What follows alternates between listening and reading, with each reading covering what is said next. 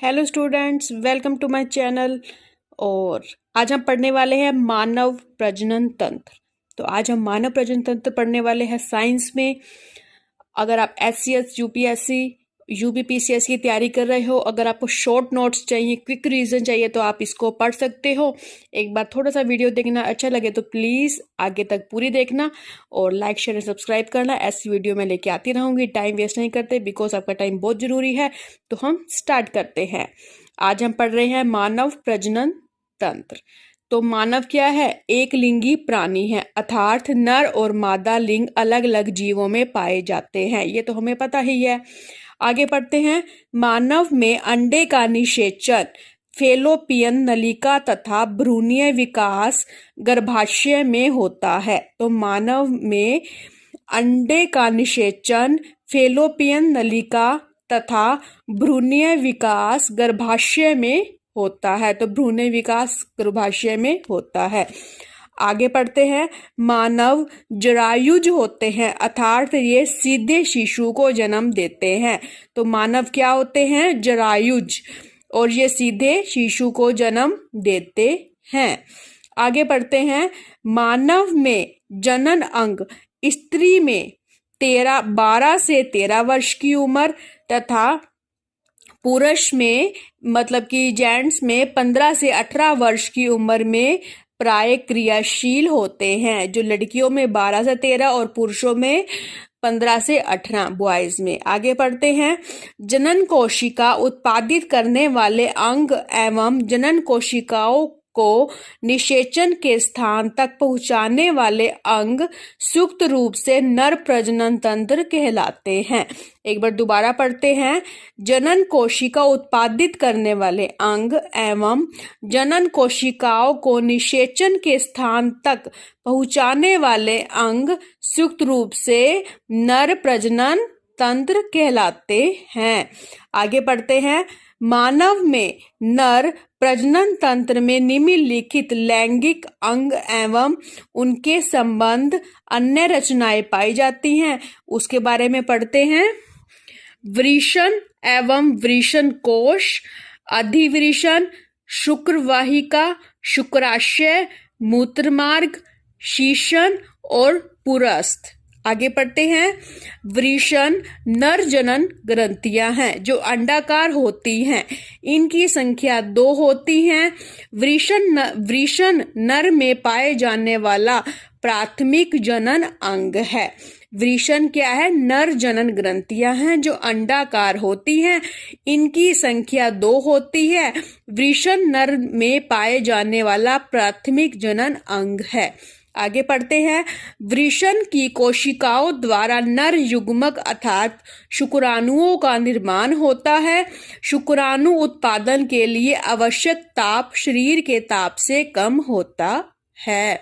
वृषण की कोशिकाओं द्वारा नर युग्मक अर्थात शुक्राणुओं का निर्माण होता है। आगे पढ़ते हैं। और बड़े एग्जाम्स में तो ये डेफिनेशन में आते हैं कि ये मतलब कि यहाँ पर आपको 4-5 दे देंगे, जैसे कि आपको पता ही है यूपीएससी हो गया, एचसीएस हो गया।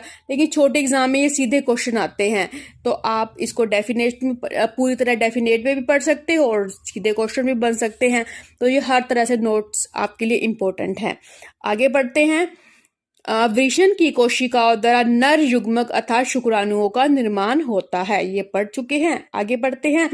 एक औसत स्खलन में लगभग 1 चम्मच शुक्र का स्राव होता है। इसमें शुक्राणुओं की संख्या 20 से 20 लाख तक होती है। शुक्राणुओं की लंबाई कितनी होती है? 5 माइक्रोन होती है। ठीक है। आगे बढ़ते हैं। शुक्राणु पुरुष शरीर में 30 दिन तक जीवित रहते हैं, जबकि मैथुन के पश्चात स्त्रियों में केवल 72 घंटे तक जीवित रहते हैं। शुक्र जनन नलिकाओं के बीच अंतराली कोशिकाओं के समूह पाए जाते हैं जो नर जनन हार्मोन टेस्टोस्टेरोन का स्राव करते हैं। आगे बढ़ते हैं।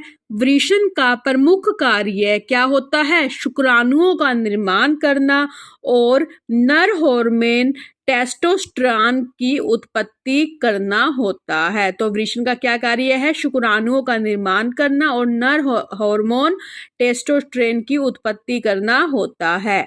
आगे, अधिवृषण एक 6 मीटर लंबी कुंडलित नलिका होती है। तो अधिवृषण 6 मीटर लंबी कुंडलित नलिका होती है। शुक्र वाहिका एक पतली नलिका होती है जिसकी भित्तियां मांसपेशियों की बनी होती है। शुक्राशय यह प्रोस्टेट ग्रंथियों के ऊपर स्थित रहता है। दोनों शुक्राशय मिलकर स्खलनीय वाहिनी का निर्माण करते हैं। शुक्राशय से एक प्रकार का चिपचिपा पदार्थ स्रावित होता है। तो शुक्राशय प्रोस्टेट ग्रंथियों के ऊपर स्थित होता है और दोनों मिलकर स्खलनीय वाहिनी का निर्माण करते हैं। आगे पढ़ते हैं। पुरस्थ से एक प्रकार का द्रव्य स्रावित होता है जिसे पुरस्थ द्रव्य कहते हैं। यह द्रव्य शुक्र को विशिष्ट गंध प्रदान करता है। तो यह जो पुरस्थ द्रव्य है शुक्र को एक गंध प्रदान करता है और यह एक प्रकार का द्रव्य है। आगे पढ़ते हैं। शीशन के माध्यम से ही शुक्राणु मादा के प्रजनन तंत्र में पहुंचते हैं। शीशन में अत्यधिक रक्त की आपूर्ति होती है। साथ ही साथ इसकी पेशियां भी विशिष्ट प्रकार की होती हैं। तो शीशन के माध्यम से ही शुक्राणु कहाँ पहुंचते हैं? मादा प्रजनन तंत्र में पहुंचते हैं। और शीशन में क्या होता है? अत्यधिक रक्त की उत्पत्ति होती है।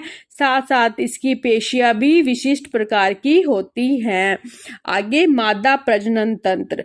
तो मादा प्रजनन तंत्र के अंग हैं अंडाशय, अंडवाहिनियां, गर्भाशय और योनि। तो मादा जनन तंत्र के बारे में पढ़ते हैं।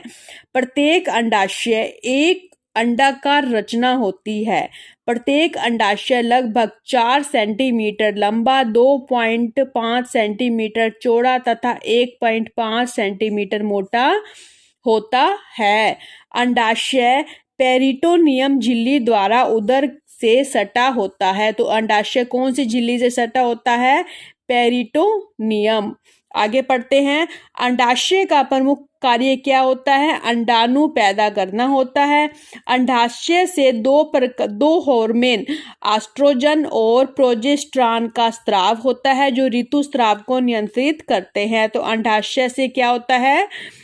2 हार्मोन का स्राव होता है और ये अंडाणु पैदा करता है और जो ऋतुस्राव को नियंत्रित करते हैं जो हार्मोन वहां से होता है।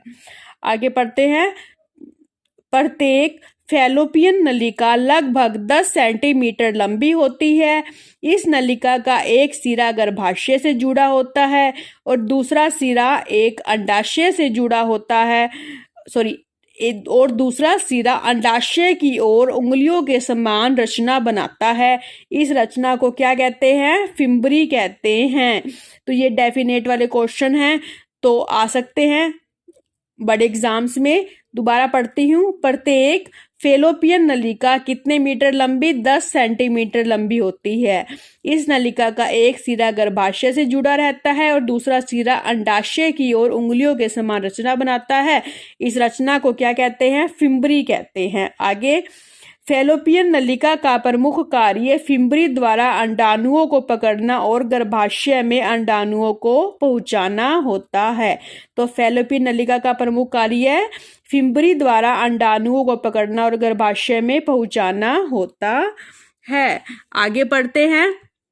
गर्भाशय सामान्यतः 7.5 सेंटीमीटर लंबा, 5 सेंटीमीटर चौड़ा तथा 3.5 सेंटीमीटर मोटा होता है। इसके ऊपर की तरफ दोनों ओर अर्थात दाएं और बाएं कोण पर अंडवाहिनी खुलती है। इसका निचला भाग सख्त होता है और ये ग्रीवा कहते हैं। तो यहाँ पे भी डेफिनेशन वाले क्वेश्चन बनते हैं, आप ध्यान से करना।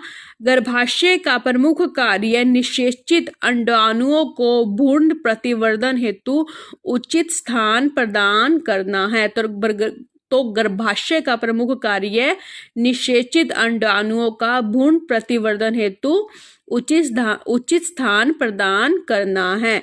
और योनि की लंबाई कितनी होती है? 7.5 सेंटीमीटर लंबी होती है। तो योनि लगभग 7.5 सेंटीमीटर लंबी होती है। आगे पढ़ते हैं।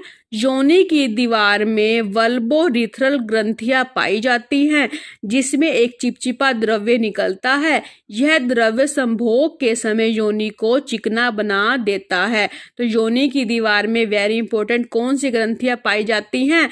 वल्बोरिथ्रल ग्रंथियां पाई जाती हैं।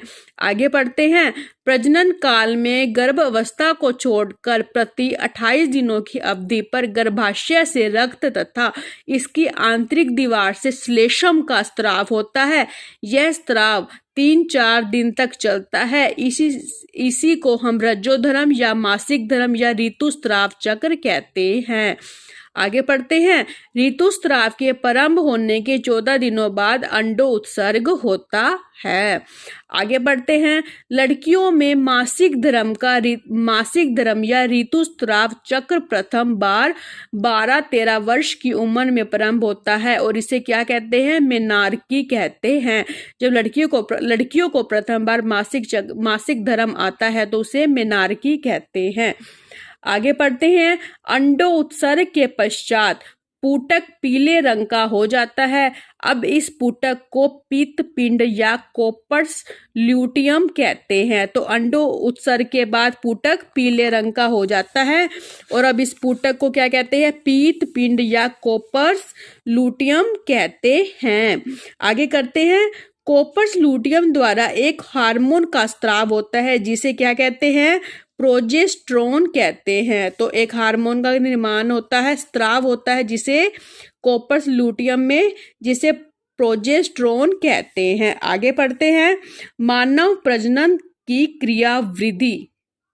तो मानव के प्रजनन में 3 अवस्थाएं होती हैं: युग्मक जनन, निषेचन और भ्रूणीय विकास। तो इसको हम पढ़ते हैं कैसे आगे। नर युग्मक एवं मादा युग्मक के आपस में सम्मिलित से युग्मनज बनने की क्रिया को निषेचन कहते हैं। तो नर युग्मक और मादा युग्मक के आपस में सम्मिलित से युग्मनज बनने की क्रिया को क्या कहते हैं? निषेचन कहते हैं। निषेचन क्रिया के बाद युग्मनज तीव्रता से समसूत्री विभाजनों द्वारा विभाजित होने लगता है और अनंत्य गर्भाशय में एक पूर्ण विकसित शिशु को स्थापित करता है। निषेचन के लगभग 10 सप्ताह तक के विकसित युग्मनज को भ्रूण तथा युग्मनज से होने वाली विभिन्न क्रमिक परिवर्तनों को भ्रूणीय विकास कहते हैं। ठीक है, तो आगे पढ़ते हैं। भ्रूण में 5वें सप्ताह तक 3 जननिक स्तरों का निर्माण होता है, जो एक है एंडोड्रम, मीसोड्रम। इसके पश्चात इन स्तरों से विभिन्न शारीरिक अंगों का निर्माण होता है। आगे पढ़ते हैं। भ्रूण का पोषण जरायु, एमनियन एवं अपरा द्वारा होता है। मनुष्य में गर्भ धारण काल 280 दिन का होता है। आगे पढ़ते हैं। एक निश्चित उम्र 40-45 के बाद ऋतुस्राव बंद हो जाता है, इसे रजोनिवृत्ति कहा जाता है। तो यहाँ पे एक टॉपिक खत्म। आपको ये टॉपिक बहुत इजी लग रहा होगा, मुझे पता है, लेकिन जब एग्जाम आएगा तो आप इसमें ही कंफ्यूज हो जाओगे अगर आप इसी टॉपिक को अच्छी तरह नहीं पढ़ोगे, क्योंकि ये टॉपिक बहुत इजी है और हर किसी को इसकी नॉलेज होती है। तो फिर भी आप अच्छी तरह करना। Okay, bye, thank you, have a nice day.